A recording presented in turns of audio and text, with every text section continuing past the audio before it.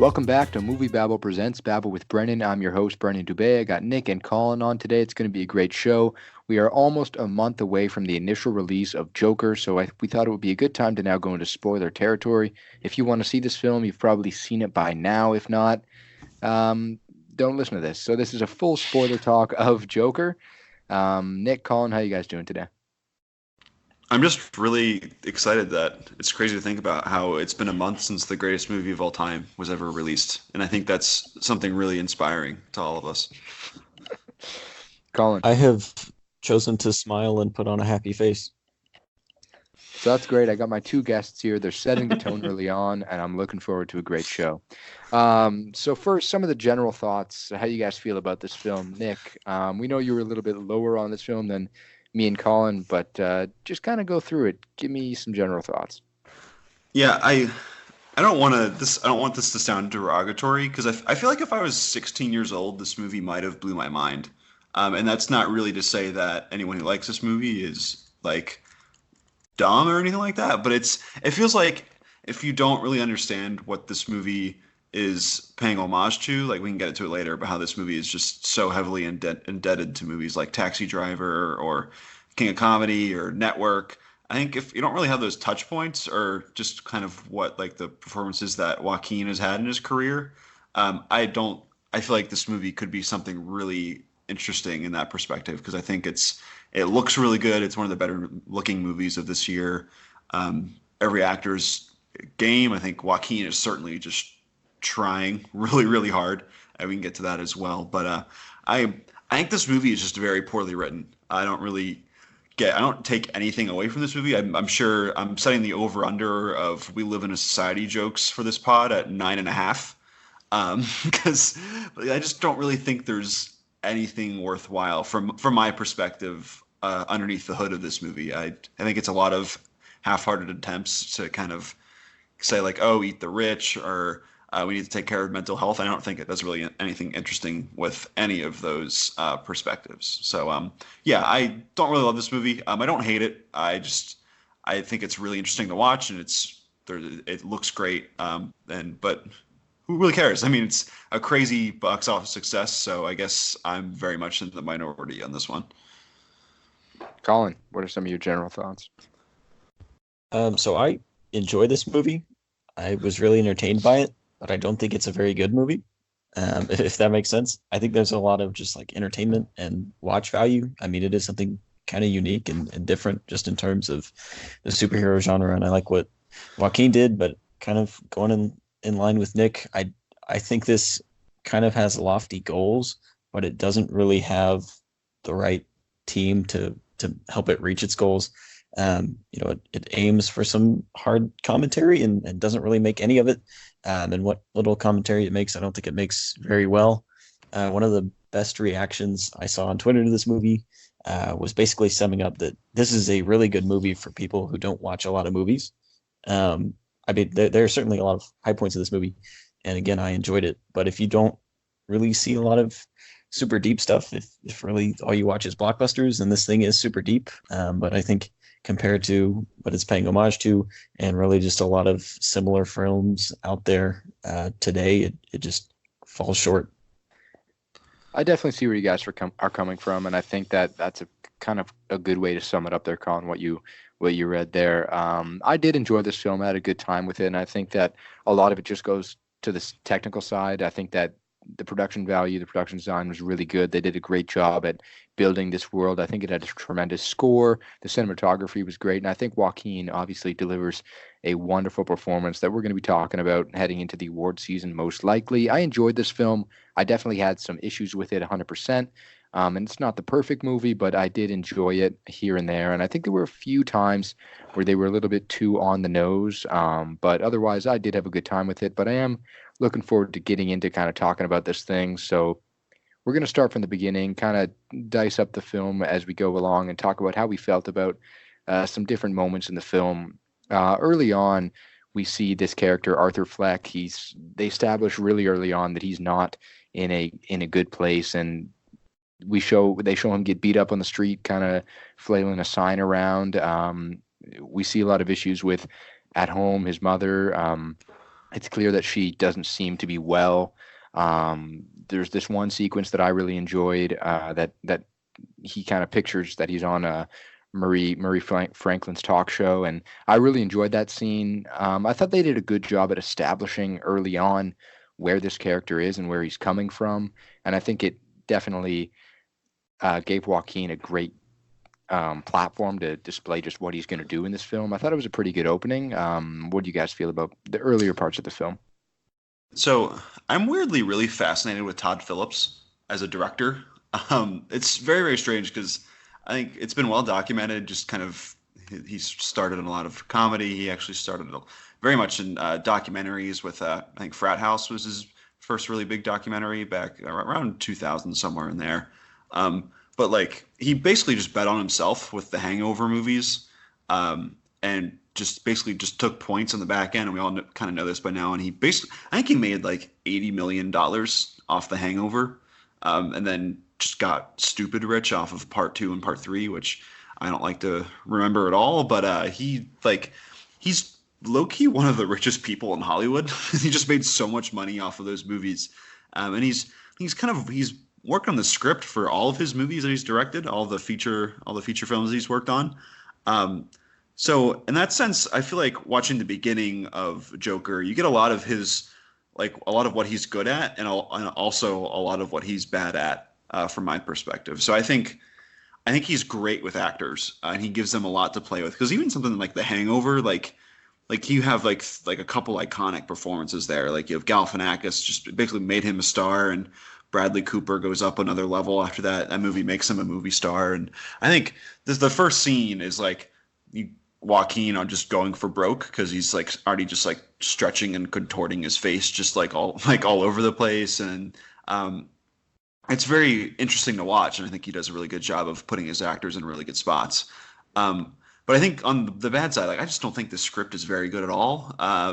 We'll kind of get through that as well as we go through the other parts of the movie. But the first act of this movie, it's kind of like the crazy person checklist. So it's like, all right, he gets beat up by like movie bullies. It's like check, and he's interested in this girl. It's another check. Oh, he's a mama's boy, and she has health problems. Like that's another check. Like he gets fired from his job. Like I just didn't really like. I wasn't too invested with all of this. I think it's a lot of Joaquin elevating just really like just pretty standard material, and I think he's just trying to do as much as he can with it. And so he's kind of just starts at a 10. He's movie crazy from the start, and he just kind of gets movie crazier by the third act. There's not really much fluctuation in his performance. Like he's just always going for it at all times. And honestly, that kind of got exhausting for me after a while. But yeah, it's the first act. It's kind of what Collin was mentioning to before. It's interesting to watch because, like I said, it looks great, but I just don't really like. We've seen all of this before from my perspective. Yeah, and I think this movie's greatest strength, certainly financially, and its greatest weakness is the fact that its character is so iconic. I mean, you're literally making a movie about the most iconic villain, if not comic book character of all time. And so that makes it really difficult to start this movie and start Arthur in an unfamiliar place, because we all know how this is going to end up. Right? We came to see a Joker movie. We know we're getting a Joker movie. And so I think to try and combat that, they kind of like you said, Nick, just did everything terrible to him they could imagine. And we're like, yeah, he's like this average guy, but life sucks and life is super awful. And watch, we're going to break him. Except we know he's already a pretty broken character to begin with. And so I think it was a difficult task. And I don't think that as a writer, Todd Phillips was very up to it in the opening of the movie. Yeah, and I will say that like this movie, like just to kind of expand on what I was before, like even though I'm not like really invested in what's going on underneath, like I still think like the scene you mentioned before, Brennan, where he's in the crowd at the Murray Franklin show. I think it's pretty like obvious what's going on, but I think it's really interestingly filmed. And everything just looks really fascinating. I think Todd Phillips is doing a lot of really cool tricks as a director with all these certain cuts and all these like little editing moves as well that he worked on in post-production. I think there's a lot of stuff there that's really interesting. And this movie, from the start, it definitely has a vision. And that's something that like not like no movies have like currently, and so he found a way to kind of Trojan horse this character study into like a superhero movie mold, which I really appreciate. So even though I wasn't necessarily like on board from the start, I was very much watching it and interested to see where it was going, because I think, like I said, he's finding ways to stay relevant within Hollywood, and I think that's really fascinating to me. Yeah, and I don't know how much of an impact this movie will have on people, on kind of mainstream film goers, kind of how they look at movies and what movies they want to watch. But I think this was a good way to bring this sort of story to a big audience. Kind of, as you said, Trojan horsing this character. I think that was a good move, and it's a unique move, and it's a move that I don't think would work all the time. But with Joker, it's probably never going to fail. So I think there's that. Moving on a little bit into this film, we see him obviously struggling early on, and we obviously see him get the gun from his coworker early on as well. And I think when he gets that, there's bound to be some issues. There are a few scenes in particular that really stood out for me. How do you guys feel in the one scene where he's kind of performing for kids at the hospital and the gun slips out of his costume? It's a really good scene. I really like that a lot. I think the crowd and I audibly did like the ooh, like this is really rough type of thing. And I think even though that scene is not necessarily subtle, I think it's definitely far more effective than I think a lot of like just the overarching like arcs of these characters and where they're headed and kind of their inner emotions and things like that. I think that's really really well staged, and I think that just goes back to Todd Phillips is just awesome with actors, and I think that cannot be understated enough. I don't really. This is probably on the lower end of Joaquin Phoenix performances, if you ask me. But I think he's still doing a really good job, and I think Todd Phillips really sets him up to succeed. Yeah, and I think this is the first scene where we really see Arthur have a hand in the bad things that are happening to him. So I mean, he literally gets jumped in the first scene, and just has all these problems with work, and you see his mom. But this is the first time he's really responsible for anything that's going wrong for him, and it kind of sets us off into a bigger chain of events that'll happen in the scene right after this. So I really enjoyed the scene. I thought he played it off really well. And I mean, I just loved when the gun flies out and you see like some of the people notice it at first, and then he's still dancing, and then everybody just freezes. And I thought it was played out really well. I really enjoyed the scene. Yeah, it was great. I think one word to describe it is chilling. I think it was a scene that it didn't have like this clean flow, but it wasn't supposed to. And I think that it really hit that really well. Great scene in particular. Moving forward, the scene that you were kind of alluding to, we see Arthur get beat up yet again.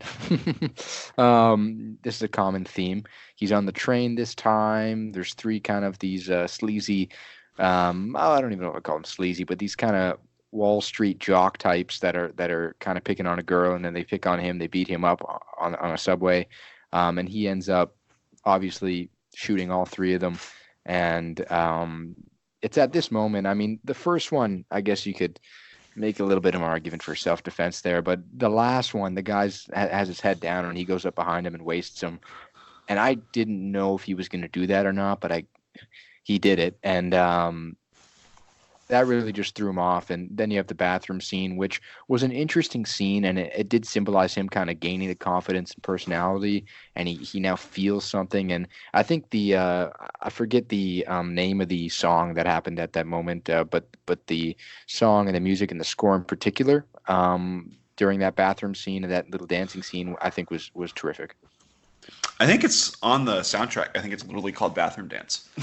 Yeah, I think you're right. I think you're right. Yeah. But yeah, like that score, the score of this movie, I think, is really outstanding. And I don't even know how to pronounce the composer's name. It's like Hildur Guanadir. I don't know. I butchered that ridiculously, but I think she's someone to watch because she's been around as a music supervisor in a lot of really good movies, and I think she worked with Johan Johansson on the Mary Magdalene movie, which weirdly also starred Joaquin Phoenix, but that time he was playing not Joker, Jesus. It's just really bizarre, but I think she's someone to watch. I think the score and kind of what the production design of this movie, I think, are pulling a lot of the weight. Because I don't really like. I think the bathroom scene is pretty terrible, if I'm being honest. I think it's quite frankly, I think it's kind of like film school, like nothingness, which is just it's it's kind of like super arty farty, and this kind of goes back to my issue before, where the screenwriting isn't very good because the scene looks great, but we're thinking about think about it like Joker's kind of he's interpretive dancing, and then he morphs into this new figure, which is kind of one of the it's like one of the most like arty farty like bits of nonsense that I've seen in a movie. Like that's really really low level from my perspective. I don't think that's really interesting at all from my character perspective. I think it looks great, but when we think about it, it's kind of ridiculous. But I think that score really kind of saves it there. And I don't know if you guys were very familiar at all with the Bernie Getz situation that kind of happened in, I think it was like the 80s on a New York subway, which you can read more about it on elsewhere. But that's kind of what this subway scene is really an homage to, which I think is kind of interesting in practice, or kind of in theory, but in practice, it's once again, I think it's just poorly written. It doesn't really understand kind of the layers of that bit. So it kind of seems like a weird homage to kind of a gross moment in kind of civilian history. So yeah, it's very, very bizarre sequence from my perspective. Yeah, and these couple of sequences are really where most of my problems with the movie come from. So one of the main themes for Arthur and for the movie in general is this whole idea of eat the rich, and it stems from these really surface level observations of them on the subway.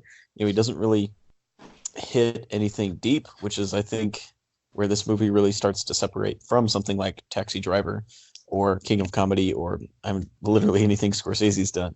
And it's just, it never really presents any compelling reasons for why these people are terrible, other than these just really easy, they're objectifying women and they're just being kind of a dick to them, instead of really getting into any subtext. And I think his whole dance scene in the bathroom suffers from similar problems. So you see him kill 3 guys, presumably for the first time. I'm assuming he hadn't killed anybody before that. And his response is to go dance in the bathroom. So we don't really get to explore any of his emotions, I think. We don't really get to see where he's at. How does a person react to that? And even if he is a little insane, right, he's not going to sit and have a conversation about it. But I don't think dancing in the bathroom for a couple minutes was the right way to go. Yeah, this movie's weirdly 30% Joaquin Phoenix dancing. It's really strange. Every time they want to convey some maybe a turn in his psyche, or just they want to outwardly show what he's thinking, it just goes to dance. Which, I'm sorry, if you're interpretive dancing kind of your thoughts this is kind of what I would go down the street and see at my local theater. This just isn't good stuff, guys. If you loved it, cool, but I just kind of raised my eyebrow when I saw this. It's are we really doing this? It just does not work for me at all. I think the scene was, let's just leave it at, it was a way to show off the tremendous score. But you're right. It did. I see what they were trying to get at, but it kind of was just slapping you in the face with the fact that we are going to try to be completely artsy. 100%. I think that's the biggest scene, biggest kind of sign that that's going on in this film. That scene right there. Moving on a little bit, so we see him kind of gain this confidence, so to speak, and he has sort of a new personality, and we see some weird kind of progressions in his demeanor, and he starts hanging out with Zazie Beetz' character. which obviously later on we'll get to that, but turns out to have never happened. There's the comedy show. How cringy was that for you guys? How do you guys feel watching him try to deliver that? I actually really liked. I'll get to that scene in a second. But I really liked the first time we go to the comedy store and he's sitting there, just like he doesn't know when to laugh. So he'll like start laughing in like the middle of the joke or kind of towards the beginning because he just doesn't have. It's just something isn't computing within him, and I think it's one of the better moments of like the movie capturing like his mental state because I think it's not again it's not very subtle, but I think it hints at something below the surface, which I think is where this film really struggles to do a lot, where it's kind of it's back to like if I'm going to compare it to Taxi Driver, like when Robert De Niro uh, goes on a date to the porn theater. And it's like he's like, oh, I thought this would be good for you. Like he just doesn't understand. Like it just like Mhm. that thought in him just it never crossed that would be a bad thing. And I think that's kind of something similar here, where he just doesn't quite understand. I think that's really good. But yeah, the scene you were referring to is actually I think that's also pretty well staged too. I think it's like he's flipping in his notebooks and you see pictures of naked women in there, and it is really really tough to sit through. And yeah, it's the Comedy Store stuff. I think is like probably like some of my favorite stuff in the movie. Yeah, and I think it ties really well into that quote from his mom earlier, where he's talking to her about wanting to be a stand-up comedian. She goes, "Don't you have to be funny to do that?" And that's Shots like fired. one of the I think it's one of the better moments of conflict that we get into with the mom. That we'll get into another pretty big moment of conflict a little bit later on that I don't think is rounded out as well as it could be. But I think the Comedy Store just like it gives us a little off the beaten path time with Arthur, some alone time with him for the most part. And so I think in that regard it works. And I mean, it's just super cringy to watch him get up on stage and try to stumble through his act. Yeah, and I really do commend Joaquin's performance because I think this is another scene that really shows off just how talented he is. I mean, we all know how talented he is, but I think this is one of the better moments in his performance throughout this film, and just the way he was able to make people feel watching that scene. I've only seen the film once since its release. I saw it initially that first week when it came out, but one of the tough things I think about a rewatch would be definitely sitting through that scene again. um, so progressing a little bit throughout the film, there's another little subplot we were talking about before the show, and I know Nick, you weren't a huge fan of this subplot, but we see throughout the film Arthur's mom sending letters to Thomas Wayne. She has this connection to Thomas Wayne. She always wants Thomas Wayne to help her and Arthur, and it's odd, and I didn't quite connect what was going on there. I thought that she was kind of just delusional. But there was a little bit more to it in the respect that we finally find out after Arthur snoops on one of her letters that he is apparently Thomas Wayne's son, which would make him Bruce Wayne, Batman's brother in a sense. Same father, at least. I think that's an odd little subplot. And during the film, I thought it was interesting to watch, but looking back on it, and especially in the days following my watch, it didn't really strike that well. I mean, I don't know, Nick. I know you're not going to be too nice to this subplot, so what do you think about it? I think this is another reason of why like just how, the way this movie looks and the score and like the very obvious acting, like I think it's masking just how absurd I think this subplot is.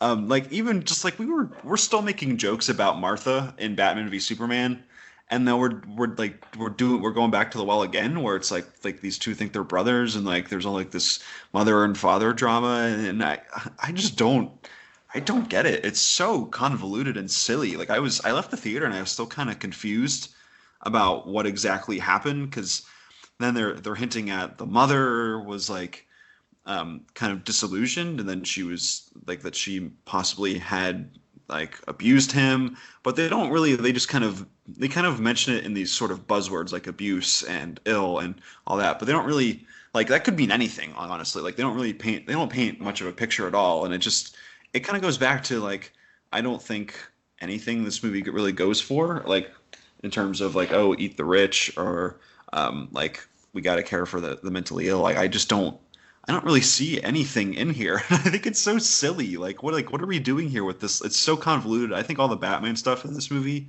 quite frankly, is terrible. I don't like any of that stuff, and it's so on the nose when it's like, oh, what's your name, little boy? And he's like, oh, I'm Bruce, and it's like, okay. And I just like audibly groaned. I think the person sitting next to me in the theater just like looked at me because I did it so loudly. Yeah, none of this stuff works for me like at all.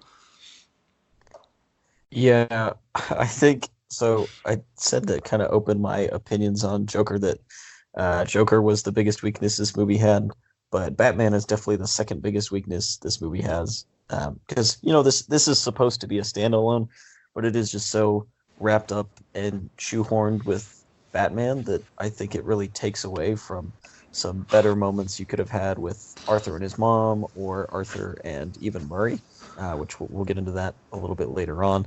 But it just, yeah, it doesn't work for me. Bruce Wayne feels very forced into the story, and Thomas Wayne does too, for a certain extent, which kind of ties back into this whole eat the rich kind of thing. It never really presents any deep arguments for it, other than just these kind of surface level things, and tries to force this whole father-son dynamic into the mix that I just don't think lands. But one thing I did like that they shoehorned in with Batman was Douglas Hodges' portrayal of Alfred. He doesn't really do a ton, but I liked him. He seemed to be a bit more, a bit better rounded than most portrayals of Alfred. Like, he actually kind of stood up and did things that weren't just yes sir and thank you, Master Wayne. So I will give Joker props for that. Yeah, it's kind of funny because going off of that, it's like one of the few times we've seen Alfred when he isn't just really old. Like, I think everyone thinks of Michael Caine and all that, but yeah, he's just there. He's a guy.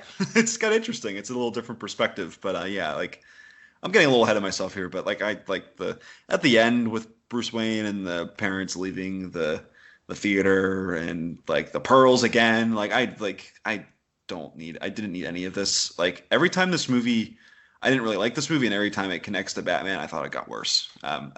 It really bothered me. Yeah, I didn't expect it to try to connect to Batman as much as it did. I really did not expect that at all. And I remember early on, when this film was very early in development and it was kind of just getting announced, I know a lot of people were kind of saying, why a Joker film without Batman? I thought a lot of people were looking kind of at this film with some question marks. And then as we got closer to it, the trailers were pretty good. People were confident, and I was like, all right, that's pretty neat. But then they actually did shoehorn a lot of this Batman connection into the film, which really I didn't want it. I get the Thomas Wayne stuff for the most part, but I didn't expect it to go as far as it did, and it was definitely one of the weaker parts of the film for me as well. We also have that one bathroom scene, obviously, where he's talking to Thomas and Thomas punches him in the face or whatever. Just touching on Thomas Wayne, he's running for mayor, if I'm not mistaken, right? I believe so. It's something. Yeah. So he announced his candidacy or whatever, and he was just, this is a weird little point, but I remember one of his speeches on TV. Didn't he talk about how, like, there's so much scum in the city, or there's like a lot of bad people in the city? That didn't he say something about that? He talks directly about the trash problem. Yeah. Which he was when so in the first scene, he's introduced through the newscast, and he's talking about the trash problem and possibly running for mayor. But then that's later attributed to him as mayor. And I think Thomas Wayne is just kind of a low point in this movie as well. They could have just as easily made him mayor from the beginning and helped him take much more of a leading role and really fed into that whole eat the rich aspect of this movie, but they did not. Yeah, I will say though, I really like Brett Collin as an actor. He's the guy who plays Thomas Wayne, and he's just kind of he's in everything, and I think he's doing a really solid job. I think there's like a lot of really solid supporting performances in this movie, but that they're propping up. Like I said, they're propping up pretty spotty material. Yeah, I would say though, I think he's just running a awful campaign. I wouldn't vote for him. No, I mean, I don't know. But moving on from there, Obviously, we get a little bit more development in this subplot as Arthur goes to Arkham and he tries to uncover a little bit of the truth of his mom and everything like that. And that kind of stems from the bathroom confrontation and Thomas Wayne's denying that there is a connection between him and his mother and stuff like that. So we find out at Arkham that it is a lie apparently, and there's just all these other little things throughout there. How do you guys feel about that sort of display that this was all sort of a lie, and just that whole Arkham sequence in general? Well, at first I was like, sudden Brian Tyree Henry. It's like, Yeah. that's like the one scene he's in. It's kind of funny because they show him in the trailer. You expect him to have a little bigger role, but no, he's just there. It's behind that little cage, dealing with all the archives. I think the scene itself, I think, is really interesting. It's kind of like the theme for like this podcast in general. I think it's kind of interesting and flashy to watch, where their back and forth there is really good. But yeah, like I just we're going back to this. I just hate the Batman stuff, and I think this subplot is ridiculous. So it's propped up by bad material there. So in the end, I was just like, yeah, I'm done here. I don't need to I don't need to see this.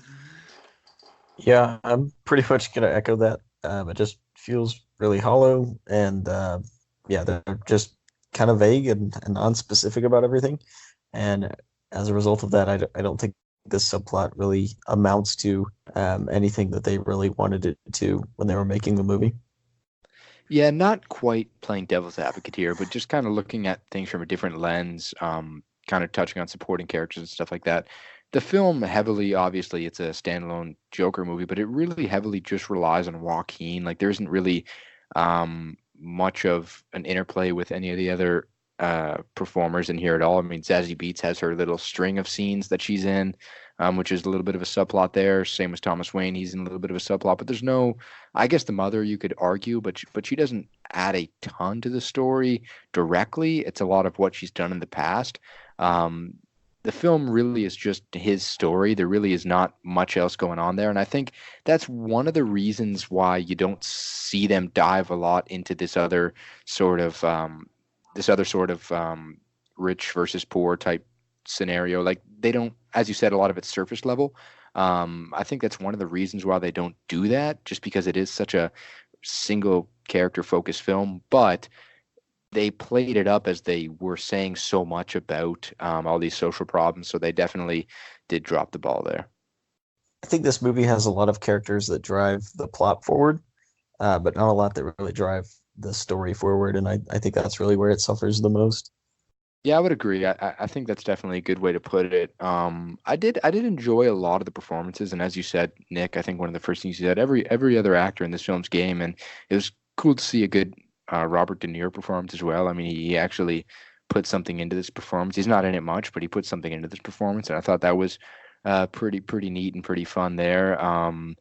But kind of moving past that Arkham scenario, we see Arthur Fleck now go to the hospital to see his mother, who had previously fallen or whatever. Something happened. She's in the hospital now, and he goes there and he kills her. Were you guys surprised by this at all? I was. I didn't really expect that to happen, but again, like, I wasn't super invested in much of this, so like I can't really say I was so broken when I saw it, but it actually was very shocking and quite upsetting. There's a few moments of violence in this movie. It's actually really interesting because for all the discourse around it, it was like, oh, this movie's going to be so violent and things like that, and it, for the most part, it really isn't. But there's just a few moments that this movie is so grimy and visceral that when they happen, it's very upsetting. We'll get to the other one in a moment. But yeah, this was genuine. I was genuinely like upset just at the just the grossness of it. It was really disgusting, and actually, I guess it was quite fitting, and it worked really in that scene, even if I wasn't really super into these characters. Yeah, I almost wish this scene had come a little bit later in the movie. So we'll talk about the most gruesome death in the movie here pretty soon. But I almost wish this scene would have come afterwards, just to kind of ease him into that detachment and really continue to break him down kind of at a steady pace instead of jumping around a little bit. Because I think the more gruesome death that comes a little while afterwards feels really underplayed and just feels kind of redundant after we've already seen this one. But I do think just for kind of the grittiness of it, I think it worked.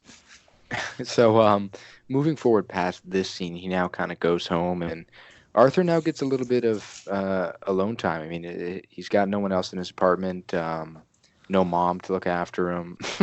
All jokes aside, there's a few weird things that happens when he gets back. One thing I do remember, this is when we actually do find out that Zazie Beetz her character was never with him throughout all their past dates or past hangouts, and they never really had a connection. I thought that scene was done really, really well.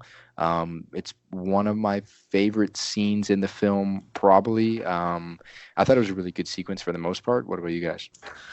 Um, I guess I knew from the start that something was weird here, right? Because like she's just immediately like very interested in him, and I was just what is happening? Like this is so bizarre. Like this isn't how relationships work, and I'm very concerned for everyone involved. So then when this happens, it was like, oh, okay, this is better because I was worried. I was very worried there for a while that it was just gonna like she was just gonna be interested in him because it was just so bizarre. But in retrospect, you can really see that coming. I didn't need the flashbacks to her not being there, and because I could from him just from like the conversation where it's like, oh, you live down the hall, like you can understand from that Arthur was hallucinating her the whole time. And I think those flashbacks I thought were probably a producer note because they just weren't very necessary at all. I agree with that part of it. But before they went into the flashbacks, I really enjoyed up to there. I think that was probably the only part that I was kind of questioning, but the actual just initial kind of not subtle, but just kind of ambiguous, her coming out and referring to him as the guy down the hall, and just the look on her face. I think that was done really, really well for the most part. But yeah, I agree there. It's Zazie Beetz is like it's like the one of the few moments where I think she gets material to work with where she's genuinely frightened and she has her child, and I think that's a really affecting moment. I definitely agree there. That's really solid. Yeah, and I think their relationship does feel a little just off key the entire time. And then when you get to that scene, it really just comes full circle, and you're like, okay, I see where they're going with this. So I did appreciate that twist, but I wish it would have gotten more precedence over the whole Thomas Wayne, Bruce Wayne stuff they try to cram in, because I think the impact could have been much greater if this was much more of a recurring thing. Because other than that, she really only appears in the elevator scene and then during their little montage where he kisses her and they go on the date, and then again in this scene. And her role is just very underplayed for as heavy hitting as they wanted this twist to be. Yeah, I would have. Sorry, I just want to jump in here, but I would have loved to see the diner scene. We talked about it earlier, where it starts in the comedy club and he's on stage, and then they go out to a diner afterwards. I would have loved for there to be like kind of like maybe like a couple of minute conversation between the two of them there. I think that's would have been really effective. And I think, Collin, that's a really good note where I think there's just too much going on in this movie. There's just so many different like subplots going on. I think if you get rid of all of the Batman stuff and you really just focus on this relationship and you kind of just like sit with these characters for a second, I think it would have been really effective. Because that's one of the reasons I think Taxi Driver is so good, because it sits in these scenes for so long that you understand Robert De Niro's character less of just like a crazy person. You understand why he's crazy and kind of the things like kind of just his inner psyche in that way. And I feel like that would have really gotten at something a little more profound if we just kind of see him talking to this woman and you see how his mind is projecting that a woman would talk to him. And I think that would be really good, but it's very much a missed opportunity. I would like to definitely seen that, like a little bit of a dialogue scene, them at the diner. I think that would have been really neat, and it might have helped set up this reveal a little bit better for sure. I could definitely agree with that. So after that, though, we see him, as I said, he kind of gets some alone time at home, and he's kind of playing around, watching TV. He gets in the fridge. That was odd to watch. That was also a scene that I thought it was a little bit funny. It had some laughs there. It was weird to watch, though. It was weird to watch. And then his fortunes change when he gets fortunes change when he gets a call from obviously the Murray Franklin show, and they want him on. They like him, and they think that he's a interesting guy to bring on the show. I knew at that point things weren't going to go well. How about you guys? I feel like the fridge scene, they were like, shit, we don't have anything for this. They were like, Joaquin, do something. Just do anything. And he was like, him just being method, just started messing with shit. And he was like, I'll just go in. I'll go in the fridge. That'll work. Yeah. It's very bizarre. It's one of those things. I think that's a great, it's just a little like a snapshot of just this movie just isn't very well written. As I've kind of hit hard over this podcast, where it's like what is that? Like, I get that he's kind of losing it like altogether, but that's just a very bizarre representation of that I also laughed, but I think that's an unintentional laugh from my perspective. Yeah, I think the first time I saw this scene, I was a little unsure of it, just because you come off that big twist that he's the story we've seen so far isn't as reliably told as we thought it was, and so I was like, is this real? I mean, we already had that fake Murray flashback earlier, so I was a little inquisitive, and the fridge scene just kind of feels a little weird, but I think as a way to move this story into the third act, I think it works well enough. Yeah, and I wanted to touch on that real quick. Do you think that there's a lot in this film that, as you said, kind of looking back at the reveal of how they were never kind of a couple, or the Murray flashback early in the film, do you think there's a lot in this movie that isn't clear in terms of it didn't actually happen? Do you think that they were really trying to go for that, or you think what they showed didn't happen is the only thing that didn't happen? Well, there's that prevailing theory, like, kind of around everywhere, where the movie ends or the character's journey ends when he goes in the fridge, and maybe he kills himself or something like that, and then after that, it's just kind of like him, like his mind going wild or something like that. Which I don't really prescribe to that theory. I think it's very interesting and a really fun way for us to kind of think around like a poorly written scene, but I think that's kind of fun. It's a fun little like thing that we can think about. Yeah, I mean, I think Todd Phillips has really only added to the mess in his interviews since the movie, but I think if there were other things that were meant to have actually happened or were not meant to have actually happened, I don't think using Arthur as an unreliable narrator was done strongly enough. Yeah, I could definitely see that. It would be cool to see them explore that a little bit more, but especially with the end scene, actually, if you just remember him in now, I guess, in Arkham Asylum, when he's sitting and he looks up and he says, and she's kind of asking like, what's funny? He's laughing, I believe, and he looks up at the lady and he says, "You wouldn't get it." That was odd. I think we'll get to that a little bit later on, but that's something that made me question a lot of the film. So moving on from that, we have two of his coworkers show up in his apartment. And this is the kill we've been talking about, we've been alluding to on the podcast. How do you guys feel throughout this scene?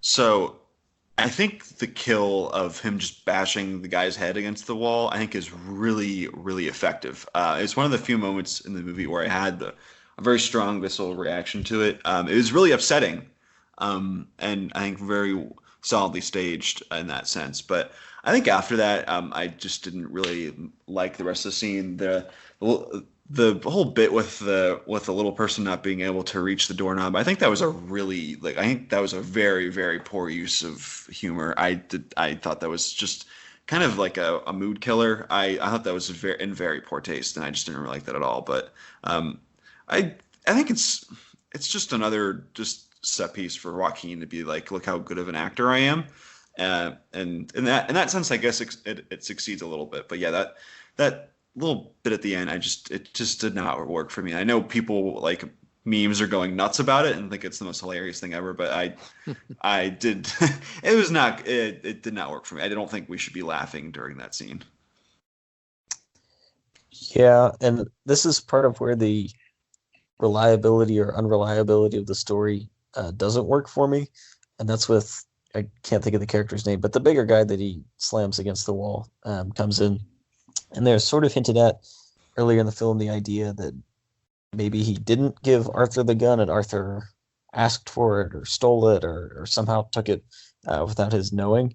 And they never really make that clear. So when Arthur attacks him, you kind of get it because it was also stated earlier that this guy was telling their manager that, Arthur was asking him about the gun, but they never really bring any resolution to that conflict. And so it feels like they were going more just for a gut reaction with the murder than any real service to the story, especially with where Arthur had just come from and where he's headed to at this point in the movie. And it also really bothered me. This is like there's at the beginning of the scene. It's like, oh, hey Arthur, like how you doing? And they're like kind of like a little like nervous around him. He's like, oh, it's like I'm off my meds. I'm feeling great. And it's kind of like one of the first like reference to like his mental health like since like he was talking to the social services woman about like how she doesn't ever listen to him and things like that. And I think that's kind of what bothers me about this discussion of mental health in this movie, where it's taking a back seat to all this weird stuff and all these subplots that just don't really matter. It's like we go like what, like a half hour with like between mentions of just like any like allusions to like his like state of mind. So that it's just like, oh yeah, like he had medication. Like it's like that's something that should be on the forefront of your mind at all times, which is kind of just one of my just bigger issues in general with this movie. Yeah, 100%. And just kind of moving forward from that scene in particular, I mean, we have that obviously gory kill, and I thought it was mostly effective. I'm kind of with you there, Nick. Following that, we have a pretty interesting scene that has caused a lot of chatter online. Obviously, the stairs sequence. Um, but we have this stairs sequence, and it's odd. It's a little bit odd. I don't know if we really want to go into it because there isn't really much there. I mean, Nick, you touched on it earlier on. He kind of dances to show a turn in his psyche. I don't know. Do you guys have anything to add about that sequence? It's not only odd, it's batshit insane. Like he's like it's the Hey song is like playing during this. I'm like, what is this? Like, is this like an '80s comedy? Like I was so confused. And then it's like the abrupt ending when like the cops show up and they're like, hey you, stop it. And then he's like, oh shit, and then he runs away and like there's this chase. It's like it's such a weird interlude. Like it feels like they were like had time and like they wanted to use that staircase for something. And it's like, all right, just put it there. Like we'll just start like Joaquin start dancing. He's like, oh fuck it, like let's just do it. I'm for it. Let's just see what happens. Yeah, I also found it a little awkward. And I mean, the whole cop scene that ends the dance on the stairway feels a little forced too. And we've talked about that for the majority of this pod, just talking about how crammed this movie is. And we talked about with the bathroom scene, just kind of how these dance scenes really seem to take the place of any real genuine, like in-depth exploration of kind of where Arthur's head is at. And so it was entertaining to watch him dance on the stairs. I think it's more entertainment than it is substance. Yeah, it took me out of it a little bit for sure. It's odd, but I knew that the stairs would play some sort of role because I remember early on, I mean, he's coming home from work, he's not in a good mood, and he's kind of mumbling up those stairs with his head down. I knew that obviously there'd be a big kind of play on it at the end where he kind of has overcame everything and he's jumping down the stairs all happy. I just didn't expect that song to be the one that played. But yeah, as you guys said, there was then the police officers that kind of break up the scene at the end. It's Bill Camp and Shea Wiggum, the two detectives. And they've kind of been on his tail for a little bit throughout the film. They kind of suspect him potentially of the train killings earlier on, and after his mother, they probably were a little bit more suspicious about things. So they're after him. They go through the subway. It's a lot of commotion. Obviously, there's going to be a ton of riots downtown. Everyone's got their clown masks on. I actually really did like this scene when they're kind of chasing him through the subway. I think it was probably a dumb move on the cops' part because I just don't think it's something I would do in their shoes, especially with what's going on in the city at the time. But I thought it was a pretty effective scene for the most part, kind of showing him transition and get through this chaos. Yeah, I'd like to bring up the question if Bill Camp and Shea Wiggum, if they're good at their jobs or not. I think they're pretty terrible detectives. That's kind of all I said. It's like, oh, like they just start running after the guy and then they just like start shooting. Like they accidentally, like their gun goes off and then it's like, oh shit. And then they get tackled and presumably like I think you hear later on the news that like they were like in critical but stable condition in the hospital. So it's like, yeah, they kind of got what they deserved. Like they were kind of assholes, right? Yeah, it wasn't a good move at all. Not a good move. Not a great plan. So then, following that sort of transition, he actually gets to the Murray show. He's getting to that comedy show. It's going to be a good time, and that's when we get the classic line of "When you bring me out, can you introduce me as Joker?"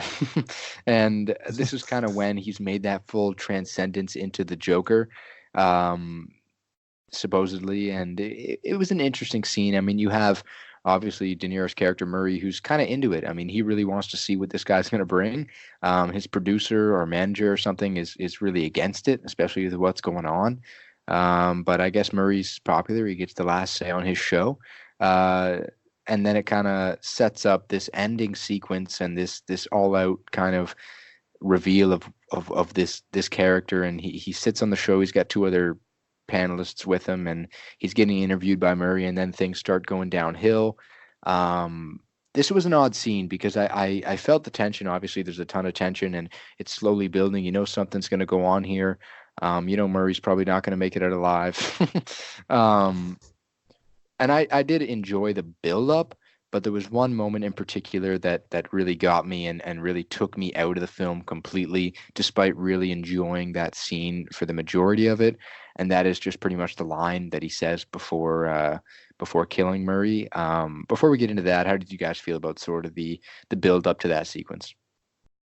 I really loved it, actually. I think this is one of the few scenes that I really, really enjoyed. I think this is probably the best work that we've seen from De Niro in like a while, like maybe this decade. I mean, obviously The Irishman's coming out, so I assume that'll definitely top that. But it's, even if this is like a blatant, like, it's definitely an homage to the Jerry Lewis character in King of Comedy, but I just didn't see it as much more than kind of like a blatant ripoff of that.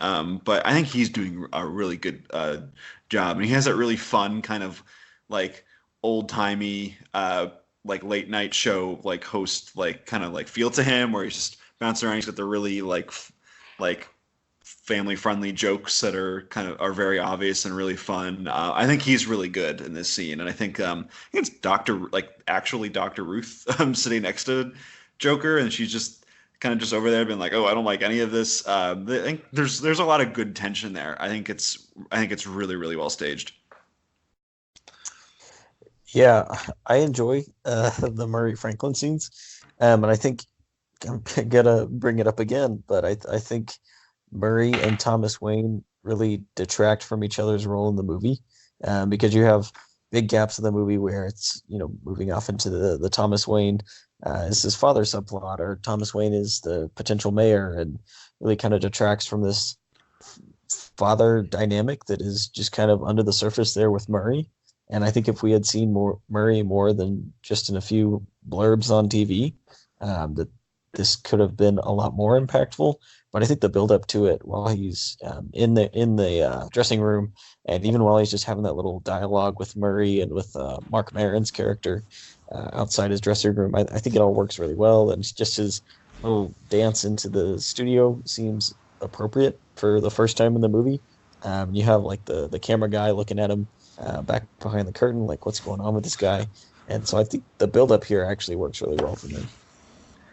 Yeah, I do also enjoy obviously a lot of Murray's scenes. I think he does embody that kind of late night comedy host really well, and it's just that one turn when he finally snaps and he says it. I'm not gonna. Yeah, I'll say the line here. So he pretty much says, I want a dramatic reenactment, please. We're not gonna go that far today. No dramatic reenactment today. But Arthur pretty much says, or Joker at this point, he says, what do you get when you cross a mentally ill loner with a society that abandons him and treats him like trash? You get what you fucking deserve. And then he blows Murray's head with that pistol. And you know what? I thought that line completely took me out. I mean, that was way too on the nose. It was way too much. But I didn't mind the way things happened. I thought it was a pretty gross looking scene, especially just the way he shot him, and just the blood flies back on the wall. He falls back in the chair. That was pretty shocking. You knew it was going to get there. You knew something was going to happen. But I don't know. That line was a bit too much for me. Yeah, it's one of many things in this movie that did not work for me, and we've heard them throughout this podcast. Yeah, this movie has some problems. Personally, I don't know if you guys knew that, but you know what? And even with this scene, I mean, there's a lot of things throughout the film actually that I don't that while I don't love them, I don't mind them, and I wouldn't kind of detract them all the way down to the levels that you have, Nick, at some points. But this is one moment in particular. I think this is the weakest spot of the film. I wouldn't say it's weak kind of from a narrative standpoint, but just dialogue and what they're trying to get at and just the whole aim and direction of the film. I think it's completely I wouldn't say uncalled for, but it's just completely it takes it a step too far, and it took me out of the film. But following this, he's arrested. Obviously, he's in the police car. He's trying to, he's on the way to, I guess, supposedly jail or the, I guess, a precinct. But the riots are going on through the city. Things are going wild. He ends up getting out of the cop car as another vehicle rams the cop car.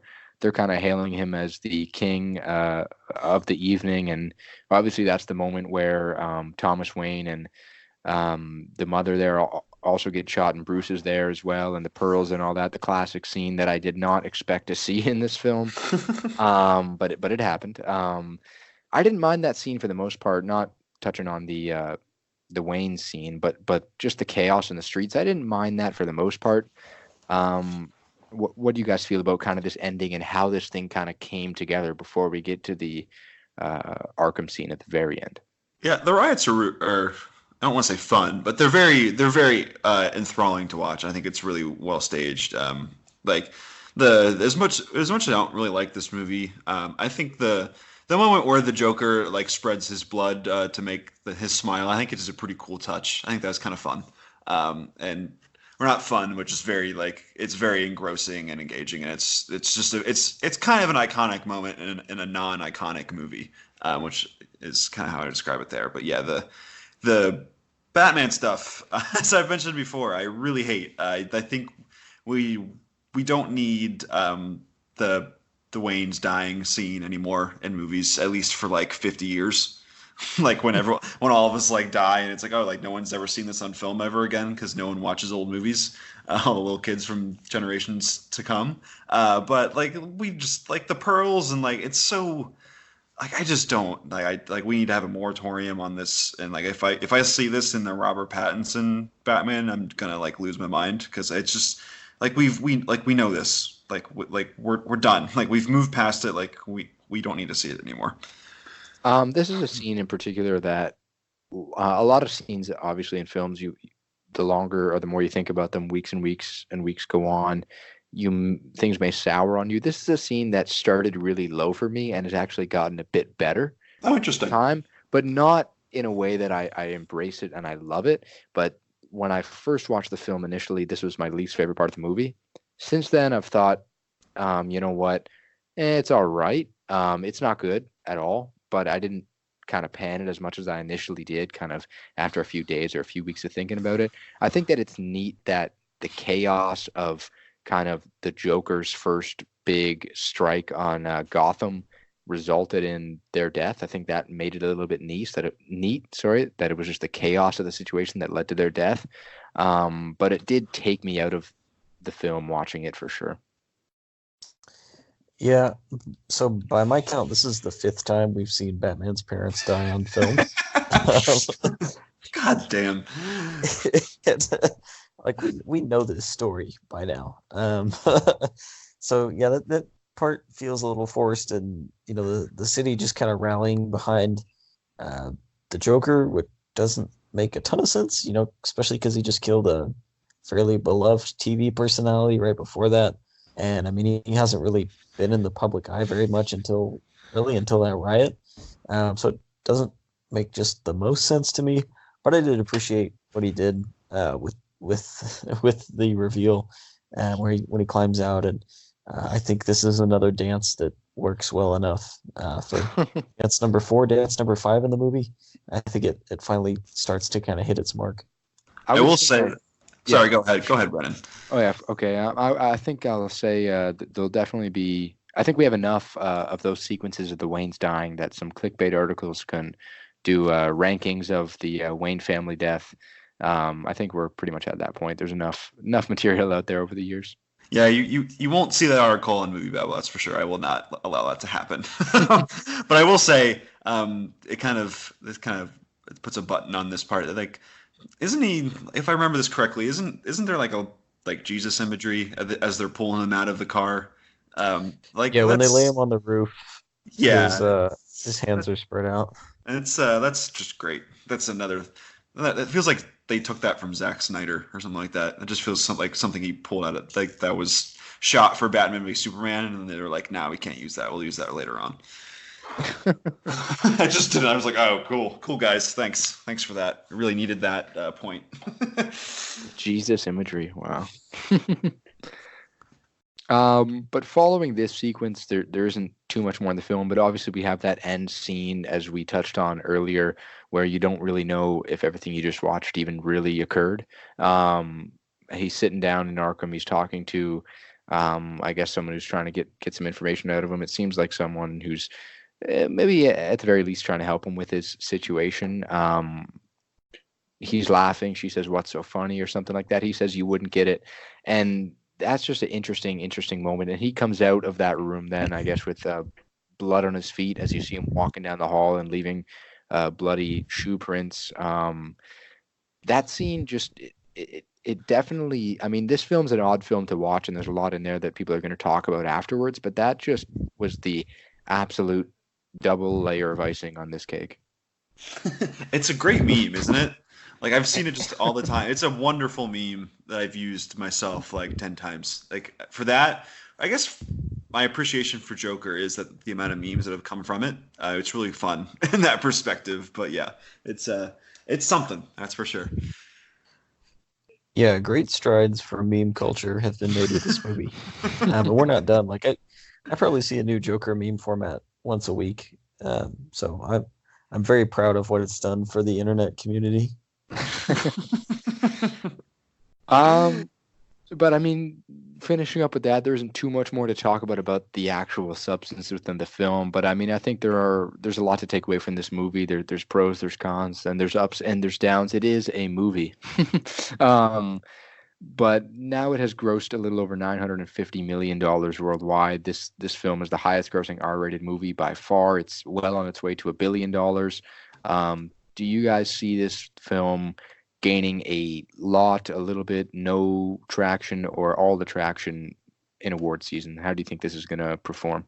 I think weirdly, like, a lot of Academy people have come out and said, like, "Oh, I don't know if I want to award such a controversial movie," when it's really not that controversial from my perspective. But I think Warner Brothers is definitely going to stage a massive campaign. I mean, they have the money for it. So I think we're definitely going to see Joaquin for Best Actor. I'm going to say no for Best Picture. I don't think that's going to happen, even though it's a crazy success. But I think something like production design is very much a possibility. I think score, is definitely in there as well.